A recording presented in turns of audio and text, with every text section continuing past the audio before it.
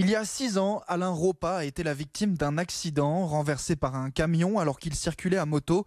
Il y perd sa jambe. Atteint autant physiquement que moralement, il se lance alors le défi de rallier Saint-Martin-de-Crau dans les Bouches-du-Rhône, là où il vit, à Colmar dans les Alpes de Haute-Provence, où il vient séjourner de temps en temps. Au total, ce sont plus de 200 km qu'il a réussi à parcourir en marchant pendant une dizaine de jours, non pas sans difficulté. Récit de cette histoire hors du commun avec Laurie Charrier. La route était longue, mais Alain le savait, il devait rester fort.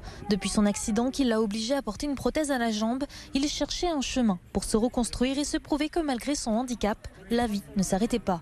Sans être sûr d'y arriver, il a finalement parcouru un peu plus de 200 km. J'avais envie de montrer à mes proches que j'étais pas mort, que j'avais toujours cette rage de vaincre et d'arriver au bout de quelque chose. En moyenne, Alain a parcouru 20 km par jour entre les Bouches-du-Rhône et les Alpes de Haute-Provence. Un itinéraire qu'il a réalisé non sans difficulté. Je me suis arrêté souvent. Ensuite, j'ai commencé à avoir des problèmes à Montmoignon. On transpire beaucoup dans la prothèse. On a des ampoules. Et donc, il a fallu colmater les brèches avec des pansements, des crèmes. Malgré la fatigue et la douleur, Alain a découvert une solidarité à laquelle il ne s'attendait pas. Un ami a partagé l'histoire de son périple sur les réseaux sociaux et chaque soir, Alain a été accueilli avec enthousiasme dans les communes qu'il traversait. Inimaginable. Et à chaque fois, on dit merci quand on part.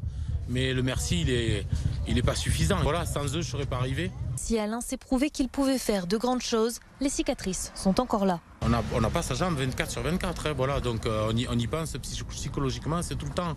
Je pense que c'est toute la vie que je vais y penser. 6 ans après son accident, Alain est toujours en procès, une lutte acharnée qu'il ne compte pas abandonner.